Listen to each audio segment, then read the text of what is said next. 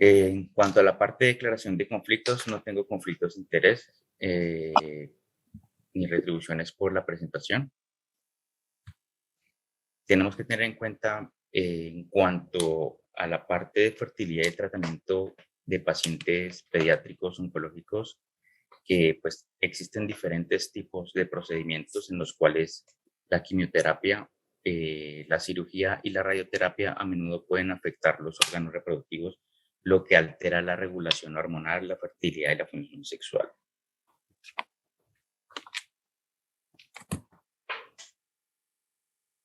Los tratamientos contra el cáncer pues cada vez se vuelven mucho más efectivos y muchos pacientes tienen supervivencias a largo plazo en los cuales la calidad de vida y las preocupaciones en relación a la calidad de vida pues se hacen cada vez más evidentes.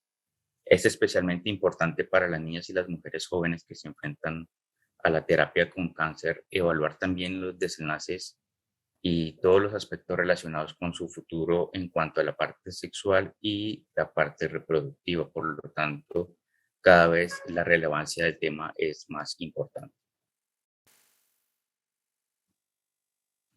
Dentro de la parte de tumores pélvicos o ginecológicos que causan afección de la fertilidad y de la parte sexual y reproductiva por su localización, pues tenemos cuatro. Dentro de ellos está el rhabdomyosarcoma, los tumores de cordones sexuales, los tumores de células germinales y los tumores epiteliales.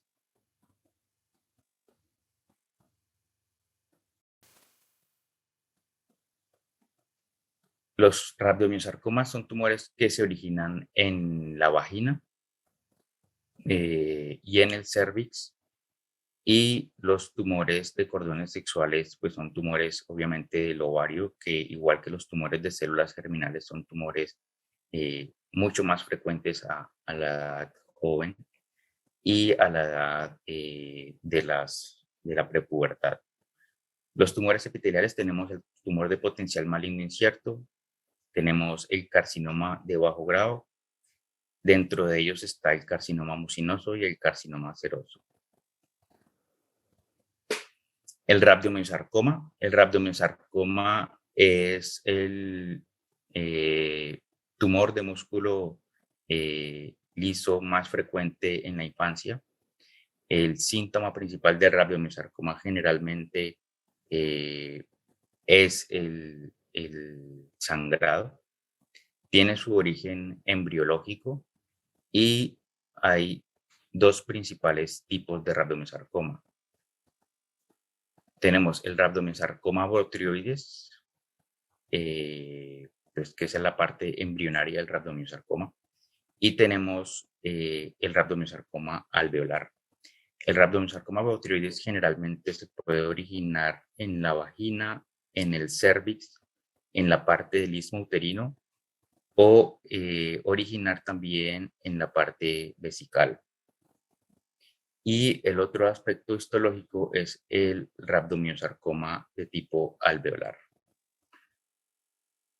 En global, nosotros podemos decir que el rhabdomyosarcoma tiene un buen pronóstico para ser un tumor estromal, pero pues van a haber aspectos y factores de riesgo que hacen que algunos sean mejores que otros en cuanto al pronóstico y localización y el tratamiento. En Bueno, cuanto a los factores pronósticos para el rhabdomyosarcoma, tenemos principal la edad, segundo la localización, el tipo de rhabdomyosarcoma y la estadificación quirúrgica. Son los principales cuatro factores pronósticos que impactan en el desenlace oncológico y, como vamos a ver más adelante, impactan en la parte de la fertilidad. Entonces, este es un estudio en el cual incluyen a pacientes con rhabdomyosarcoma uterino, rhabdomyosarcoma vaginal y evalúan los factores de riesgo que pueden impactar en el desenlace de los pacientes.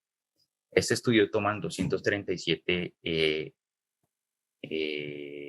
adolescentes y niñas y lo dividen en 3 rangos de edad. El rango de edad de menores de 1 año, el rango de edad de 1 a 10 años y el rango de edad de mayores de 10 años. Entonces, como podemos ver, la edad influye en el desenlace y es un factor de riesgo del pronóstico del manejo de los rabdomiosarcoma, ya que los pacientes por encima de los 10 años tienen una mejor supervivencia a largo término en relación con los pacientes que son menores de 1 año. Y esto tiene su localización principalmente la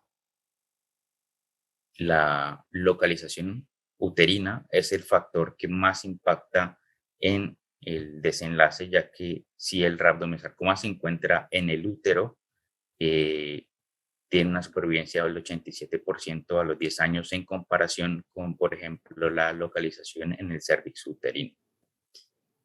Otro factor de riesgo determinado en el estudio o encontrado en el estudio es el compromiso nodal o linfovascular, ya que tienen una supervivencia mucho peor, obviamente, los que tienen compromiso nodal del 73% versus el 94% de aquellos que no lo tienen. Esta es en general la supervivencia global a los 10 años del rabdomesarcoma, aproximadamente el 96-99%, y ese es el periodo libre de enfermedad del 74%. Entonces, acá en la parte inferior vemos la radioterapia. La radioterapia en el rabdomesarcoma parece no influenciar en la supervivencia global. Aquellos que se les da radioterapia como manejo inicial por las consideraciones quirúrgicas que hacen que no se pueda operar un rabdomesarcoma de entrada, no impactan en la supervivencia. Y en este grupo vemos que no hay diferencias en la supervivencia global de aquellos que iniciaron con radioterapia inicial de entrada versus los que no la tuvieron. Y la supervivencia en general es igual. Aquí tenemos la tabla de los diferentes esquemas de quimioterapia. La mayoría, que fue el 75%, utilizaron terapia BAC y un 16% usaron terapia con vincristina y actinomicina. ¿Qué es importante de esta tabla? La parte del lado izquierdo, del lado derecho al final, en la cual miramos cuántas mujeres recibieron manejo conservador, cuántas niñas recibieron manejo radical, cuántas recibieron radioterapia, que fue el 28%. De ellas, casi la mitad recibieron braquiterapia y algunas recibieron braquiterapia y radioterapia. Entonces, en cuanto a la parte de fertilidad y rabdomesarcoma, está muy influenciada por la localización. Por ejemplo, el 41% de estas niñas recibieron manejo conservador porque muchas de ellas, el rabdomesarcoma se encontraba en sitios que pueden ser resecados y darse un manejo conservador, como por ejemplo la vagina o el cérvix uterino. Algunos hicieron vaginectomía parcial o excisión parcial del cérvix o traquelectomía. Y solo un pequeño porcentaje hizo cirugía radical. ¿Qué es cirugía radical en una paciente infante o adolescente? La cirugía radical incluye la histerectomía con la salpingofrectomía. Esa es una cirugía radical a esa edad. Entonces, el manejo conservador va a estar definido por los factores de riesgo primero y segundo porque la localización en la vagina o la localización en el cérvix uterino es una localización más asequible a hacer una cirugía preservadora de fertilidad y a tener una resección del tumor, logrando unos márgenes oncológicos factibles para que después ella vaya a su tratamiento con quimioterapia.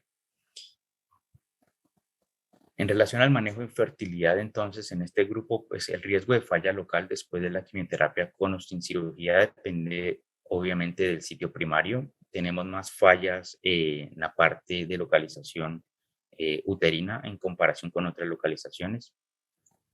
El cervix es caracterizado por una mayor edad en el momento del diagnóstico. Esto también influye en el pronóstico, ya que es mucho más fácil manejar un tumor en el cervix uterino de una niña de 10 años o más en comparación con una menor de 5 años. La tasa de control obviamente va a ser mucho más alta, aproximadamente el 86%, y el rabdomiosarcoma del útero y la vagina tuvieron tasas mucho más bajas, aproximadamente el 70%. La cirugía radical con aproximadamente la mitad de aquellas con rabdomiosarcoma del útero fueron practicadas y el 16 y el 12% de los tumores de vagina y cervix recibieron cirugía radical. El sitio del tumor también influye en el uso de la radioterapia. El cervix uterino recibió radioterapia en el 6%, rabdomiosarcoma del útero en 22% y rabdomiosarcoma de vagina en el 35%. La probabilidad de curación del rabdomiosarcoma del útero después de la recaída obviamente va a ser menor en comparación con otras ubicaciones del tumor, una sobrevida global del 87% para el rabdomiosarcoma del útero versus las otras localizaciones que tienen una supervivencia mucho mejor. En cuanto a la incidencia y el manejo de las consecuencias a largo plazo, pues son un desafío constante en los cánceres infantiles.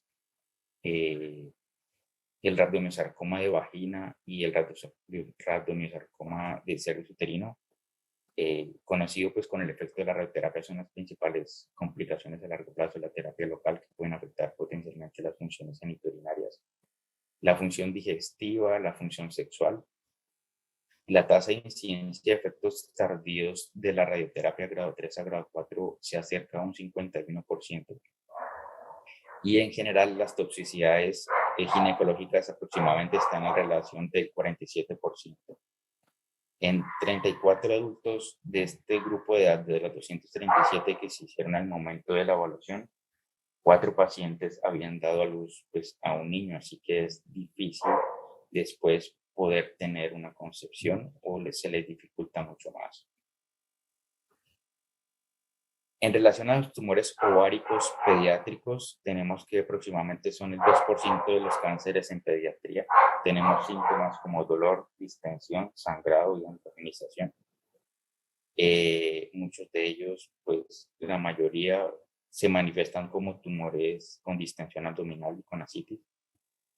Otro hallazgo es el dolor abdominal y la torsión, que acuden por urgencias alrededor de un 5 a 6%, y existe un porcentaje alto de tumores ginecológicos hasta los 22 años en relación a este tipo de tumores. Aquí tenemos la distribución de los tumores ováricos presentados en la infancia y la adolescencia. El tumor de células germinales, de células granulosa y de células germinales son los principales. El 69% corresponden a tumores de células germinales. Tumores del cordón del estroma sexual afectan aproximadamente el 11%. Los tumores epiteliales corresponden al 16%, pero generalmente son tumores de bajo grado o tumores borderline. Y el 3.3% corresponden a otro tipo de tumores. Los marcadores tumorales, como ustedes ya lo saben, el principal, pues para recordar, es el disgerminoma, es el principal, junto con el teratoma. Son los dos principales tumores que se manifiestan en el ovario en la infancia. El disgerminoma pues va evidentemente a tener una LDH alterada, es el marcador principal. El teratoma puede tener componentes de los otros y puede marcar con alfa-fetoproteína, con la LDH. Y el tumor del saco de York generalmente marca con la alfa-fetoproteína. El coriocarcinoma es muy infrecuente y el tumor de células de la granulosa juvenil es el más frecuente, cuyo marcador es la inhibina. El tumor de Sertoli-Leydig se presenta con cierta frecuencia, generalmente alrededor de los 11 a los 16 años, y son tumores pues, que se manifiestan con androgenización. El tumor de los cordones sexuales y estroma son aproximadamente el 10 a 15% de los tumores ováricos en la infancia. Existen dos grupos, el tumor de células de la granulosa del adulto y el tumor de células de la granulosa juvenil. Y en relación a los cordones sexuales, el tumor de Sertoli. El tumor de células de la granulosa del adulto generalmente en la histología manifiesta o presenta cuerpo de Kalesner como parte diferencial de la histopatología, y el tumor de células de la granulosa juvenil tiene ausencia de los cuerpos de Kalesner. Las mutaciones en el tumor de células de la granulosa del adulto, generalmente el 97% van a presentar mutaciones del FOXL2, y el tumor de las células de la granulosa juvenil tiene mutaciones asociadas al BISAR1 o síndromes como el Post-Jäger o el Maffucci. La mayoría, tanto de los tumores de células de la granulosa del adulto como juvenil, son diagnosticados en etapas tempranas, estadios 1, con mucho mejor pronóstico del 90% de supervivencia a 5 años, en comparación con los estadios 2 o 3 que tienen un 60-70% de supervivencia a 5 años. En cuanto al tumor de Sertoli, generalmente está en la pubertad, tiene un rápido crecimiento que permite su ruptura y generalmente los obliga a consultar por dolor abdominal. 1 a 2% de los tumores pediátricos corresponden a este tumor. Y en cuanto a la parte ginecológica pura de los tumores pediátricos, corresponde aproximadamente al 15%. Signos de mal pronóstico del Sertoli, que sea histología retiforme, pobre diferenciación o componente heterólogo. El pronóstico depende de la resección completa y del estadio tumoral. Y el cáncer epitelial de ovario, el cáncer seroso de alto grado, pues evidentemente es infrecuente, casi que inexistente en esta edad. La mayoría van a ser tumores borderline o de bajo potencial de malignidad, como se describe hoy en día, y algunos de ellos van a tener carcinoma seroso de bajo grado. Recordemos que los carcinomas serosos de bajo grado van por otra vía y que generalmente se originan o pueden ser originados en una etapa de un tumor seroso borderline. En los tumores epiteliales borderline está completamente indicada la preservación de la fertilidad. O sea, nosotros podemos hacer una cistectomía si el tumor es resecable y el tamaño del ovario lo permite, dependiendo de la edad en que se encuentre este tumor. O se puede hacer la oophorectomía. La oophorectomía obviamente tiene una recurrencia mucho menor que la cistectomía de ovario, pero siempre se debe intentar la cistectomía a etapas muy tempranas o a edades muy tempranas. Y pueden haber recurrencias como tumores serosos de bajo grado, pero generalmente las recurrencias son muy infrecuentes. Por eso es muy importante en la histopatología que sea revisada por un diagnóstico, por un patólogo oncólogo o por un ginecopatólogo, ya que muchos de ellos pues, pueden ser diagnosticados como tumores serosos de bajo grado que ya tienen, que son diagnosticados como tumores borderline. La oophorectomía pues es la opción de preservar la fertilidad. Generalmente cuando recurren en su gran porcentaje, cerca de más de un 85% como tumores de bajo grado. Así que puede hacerse una cirugía de rescate sin necesidad de llevar a una resección de una histerectomía o una oophorectomía contralateral. Y generalmente van a tener el mismo pronóstico que como se diagnosticaron la primera vez. O sea, su pronóstico generalmente no varía en cuanto a la recurrencia cuando se presenta como un tumor borderline recurrente. Entonces, el cáncer epitelial de ovario es un cáncer que se puede hacer un manejo preservador de la fertilidad. Si es un borderline, pues no necesita quimioterapia, y si es un tumor de bajo grado con una resección completa con un estadio inicial tampoco lo va a necesitar. Pero en los cánceres que ya son estadios avanzados, eh, que son de bajo grado, 2 o 3, pues definitivamente allí necesitan un tratamiento ayudante. En cuanto al Sertoli Lady, la parte de preservación de la fertilidad está relacionada con la resección completa del tumor.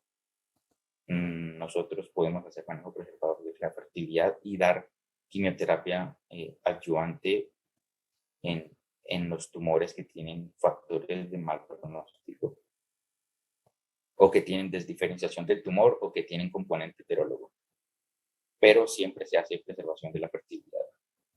Y en los tumores de células de la granulosa, que generalmente va a ser el célula de la granulosa juvenil de la misma manera, generalmente se presentan hasta estadios 1C o 1C2 o 1C3, los cuales eh, pueden llegar a requerir, según la junta que se haga de adyuvancia, pero se puede también hacer manejo preservador de la fertilidad. Este es el mapa en cuanto a la edad y la presentación de los tumores. Vemos que al principio van a ser tumores diferentes al ovario. Generalmente van a ser los radiomiosarcomas de entre los primeros 5 años y luego van a empezar a aparecer los germinomas con un mayor pico alrededor de los 15 años. El tumor del saco de Yolk aparece entre los 7 y los 14 años y el teratoma que tiene su amplio rango hasta los 18 años. Esta es la supervivencia de los tumores de células germinales que, como todos sabemos, tienen una muy buena supervivencia, excepto pues la parte estragonal que es un poco más complicada y tiende a recurrir. Este es el estudio MITO 9. El MITO 9 evaluó el papel de la estadificación quirúrgica y el manejo adyuvante en estadios 1 de tumores de células germinales.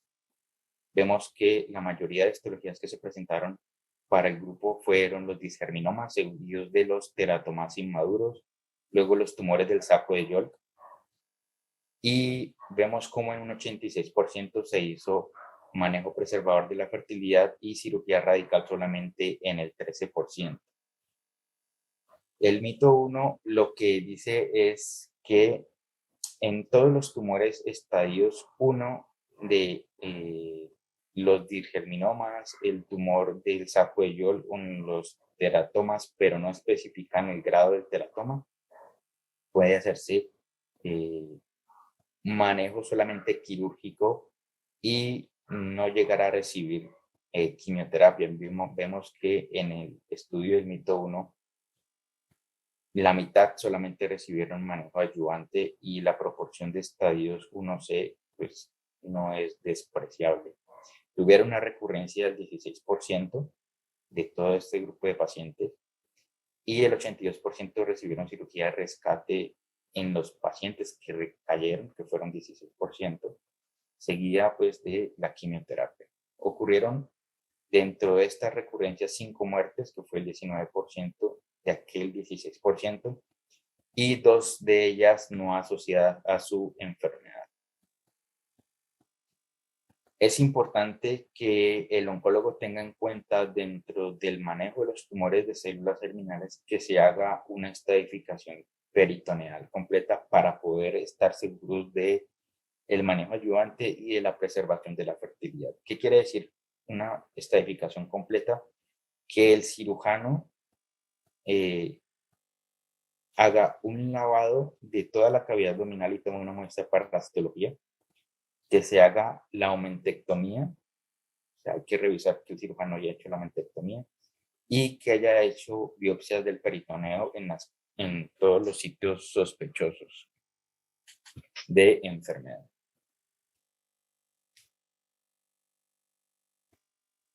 Que además se vio en el mito 9. Entonces se vio que todas las otras histologías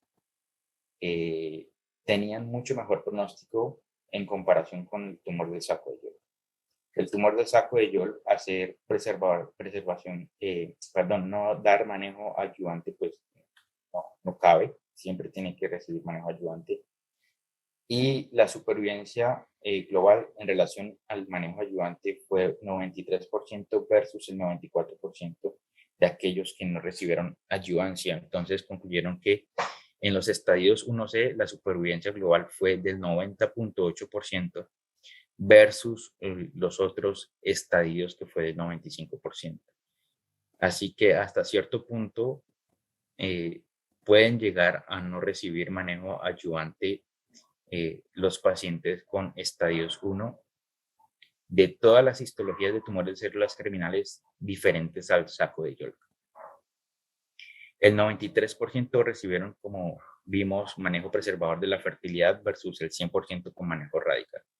La supervivencia a 5 años en el tratamiento estándar fue el 93% versus el 94% en el grupo de observación. Existen tumores que se presentan en la infancia y en la adolescencia en los cuales definitivamente nosotros no podemos dar un manejo ayudante, como son los adenosarcomas del cervix. Y los adenosarcomas del cervix no solamente se presentan en la infancia, hay adenosarcomas que se presentan en mujeres hasta de 72 años, pero les traigo esta revisión que hicimos nosotros porque es importante, ya que hasta hace aproximadamente unos 6 años las pacientes con adenosarcoma del cervix jóvenes no se sabía qué hacer y no se sabe qué hacer porque la presentación es muy infrecuente y porque los casos son muy pocos. Entonces, básicamente las conductas se basan en las series de casos.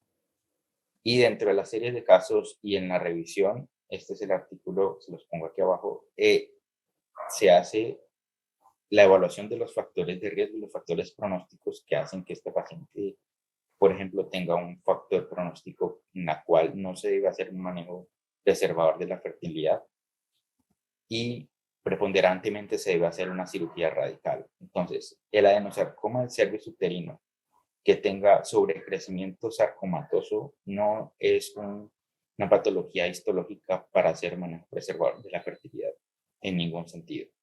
Y todas estas niñas deben realizarse histerectomía con salpingoflectomía, con omentectomía y una estadificación completa. Idealmente, cuando ustedes tengan un caso de adenosarcoma en una paciente joven, la estadificación debe hacerse con las imágenes de resonancia y con el PET. ¿Qué hay en relación al adenosarcoma del útero? Aquí tenemos un estudio en el cual incluyeron 25 adenosarcomas del útero en pacientes infantes y adolescentes y en la mayoría hicieron histerectomías, obviamente. Las traquelectomías solamente las hicieron para pacientes con tumores localizados. En algunas hicieron resección local, en las cuales el tumor era un tumor pediculado que permitía una resección local, pero las recurrencias fueron de estas 10 pacientes recurrieron 3 pacientes, así que la parte de la localización uterina del adenosarcoma con sobrecrecimiento sarcomatoso tampoco es una paciente candidata pues, a manejo preservador de fertilidad. Y debe recibir, generalmente en la mayoría de los estudios, reciben radioterapia y quimioterapia con ifosfamida. Este es un cuadro en el cual mostramos el impacto de la función del eje ovario hipotálamo en las mujeres que reciben tratamiento con quimioterapia. Vemos el grado de amenorrea, el riesgo de grado de amenorrea permanente que pueden llegar a presentar las mujeres. Los diferencian en 3 grupos: alto, intermedio y bajo, dependiendo de la dosis que reciban y el tipo de tratamiento que reciban. Tienen un alto riesgo las mujeres pues, que son tratadas con esta dosis de ciclofosfamida, y pues los tratamientos, los diagnósticos y los tratamientos, pues ustedes lo saben mejor que yo. El riesgo de amenorrea va a ser intermedio del 20 al 80% en aquellos que usan menos dosis de ciclofosfamida o que usan doxorubicina o fluticasilo en sus tratamientos. generalmente para el linfoma de Hodgkin entre ellos, y riesgo bajo en aquellos pues, que usan esquemas de vincristina, ciclofosfamida con dosis bajas o que usan metotrexate, y riesgo muy bajo pues para aquellos que usan otras terapias como el metotrexate o otras terapias que no incluyan dosis altas. Pero vemos que la mayoría van a tener un impacto en la función gonadal. Entonces, ¿qué pasa con la radioterapia? Con la radioterapia, ya vimos la quimioterapia, y ¿qué pasa con la radioterapia? Pues que afecta también la función del eje hipotálamo hipófisis pituitaria también, porque tiene la capacidad de desarrollar una insuficiencia ovárica mucho más radical y permanente, y además de eso afecta la vascularización y puede producir un daño directo al útero. Con una dosis menor de 2 Grays, pues se pueden llegar a destruir el 50% de los folículos primordiales. Los factores que influyen van a ser la edad a la cual se administra la radioterapia, la magnitud de la radioterapia, el fraccionamiento de la radioterapia. La radiación uterina, aunque preserve el útero, pues puede estar asociado con otros factores desencadenantes como el aborto espontáneo, el parto prematuro, el bajo peso al nacer o la hemorragia materna. La irradiación craneal también puede afectar el funcionamiento del eje hipotálamo pituitario, ya que pueden llegar a recibir dosis que afectan las hormonas reguladoras, y principalmente también puede afectarse las concentraciones de prolactina y deficiencia en gonadotropinas, que pueden hacer que el eje no funcione bien y que al final en la parte reproductiva tenga un impacto en la niña cuando sea ya adulta. Aquí tenemos aproximadamente las dosis de radiación que pueden llegar a condicionar una falla en la función ovárica mayor de 6 grados en la mujer adulta, o mayor a 10, Grays en la mujer adulta, o mayor a 10 Grays en la mujer postpuberal, o mayor a 15 Grays en la mujer prepuberal o en la niña prepuberal. Todos estos pueden causar insuficiencia ovárica prematura. ¿Qué es la insuficiencia ovárica prematura? Pues que se caracteriza por ausencia de los ciclos menstruales durante más de 4 meses y 2 niveles séricos elevados de la FSH en el rango de menopausia, es decir, por encima de 30. Entonces, si hacemos un tratamiento y después del tratamiento pasan 4 meses y no menstrua, o debería haber sangrado en la adolescencia, por ejemplo, pues tenemos que hacer niveles de FSH, y si tenemos unos niveles de FSH altos por encima de 30, consideramos pues que se trata de una insuficiencia ovárica prematura. Entonces, tenemos que el diagnóstico de insuficiencia ovárica prematura no solamente afecta la fertilidad, también afecta el hueso, la función cardíaca, y puede tener disfunción del eje hipotálamo hipófisis ovárico. Ocurre aproximadamente en el 90% de las mujeres que se someten a un trasplante de médula ósea, pues por factores hematológicos que ustedes ya conocen, debido a la parte que se debe suprimir toda la parte eh, de la inmunidad para poder lograr trasplantes.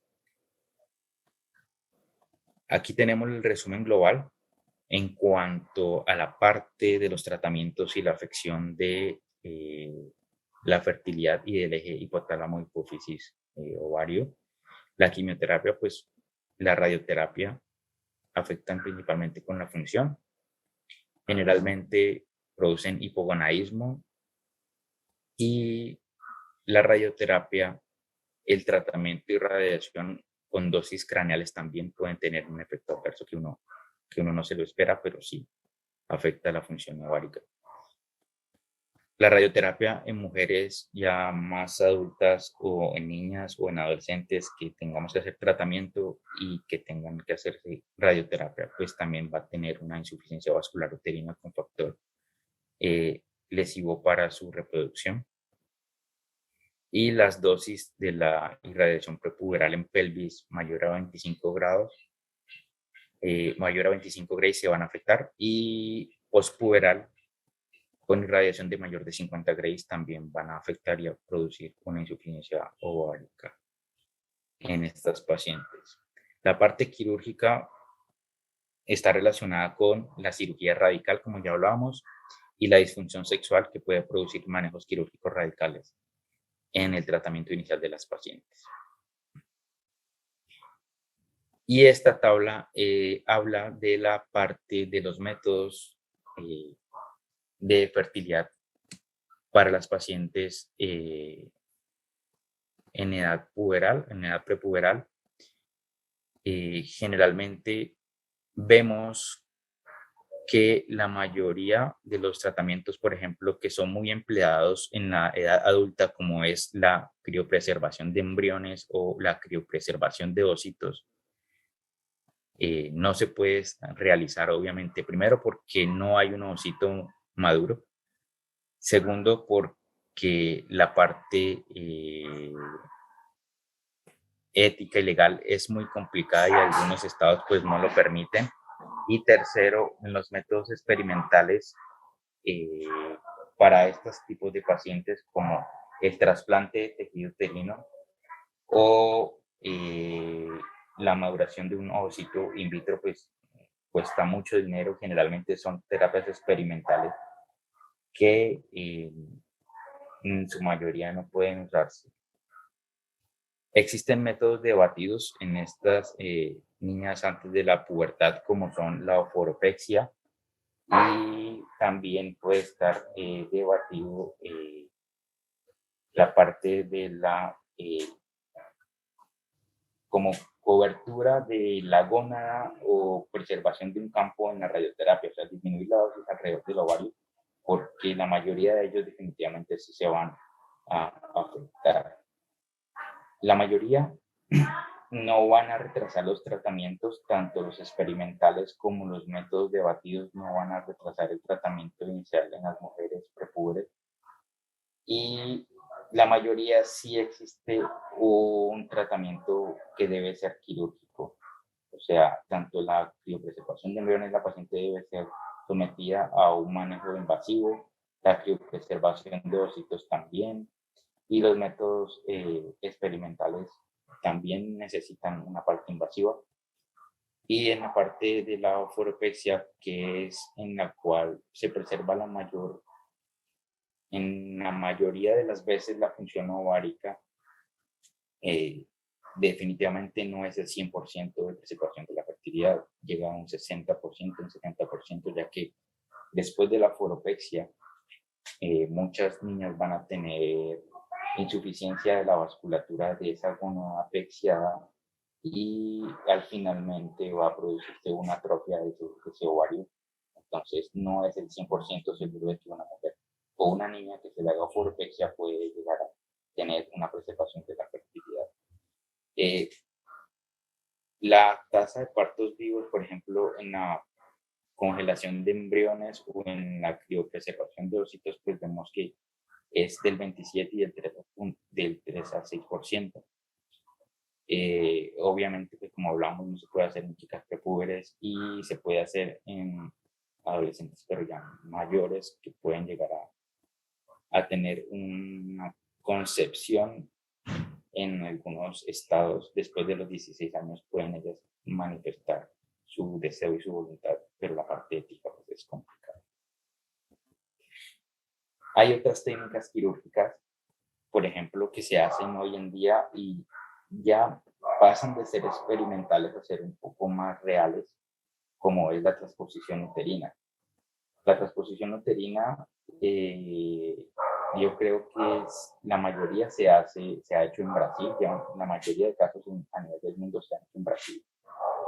Y se hace no solamente para tumores ginecológicos, sino para tumores pélvicos con otras localizaciones, por ejemplo, sarcomas, en los cuales la niña después requiere una terapia de radioterapia a nivel de la pelvis. Entonces, han hecho transposiciones uterinas en chicas con sarcomas de pelvis.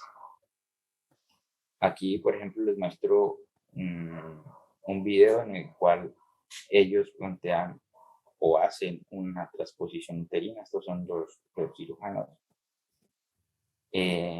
Una mujer que tiene un carcinoma de cervix microinvasivo y que después le hacen una linfadenectomía y encuentran una micrometástasis. Entonces lo que se hace es abordar el útero y preservar la vascularización del útero con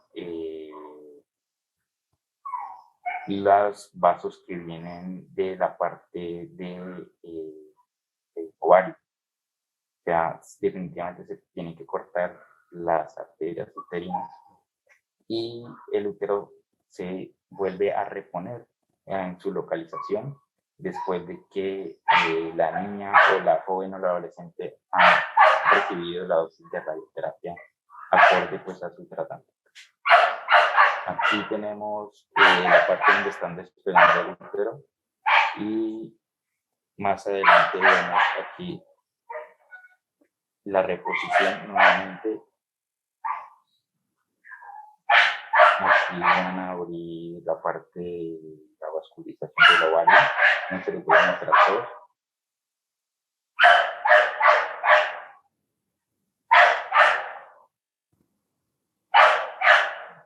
Y aquí finalmente ellos, luego de un tiempo en que reciben la radioterapia, vuelven a colocarlo en su lugar.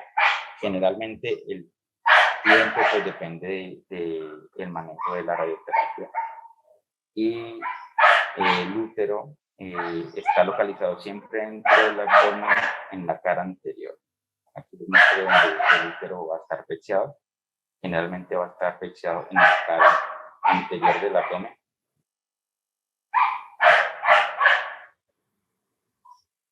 Y allí va a permanecer fuera de la pelvis mientras recibe el tratamiento de la radioterapia.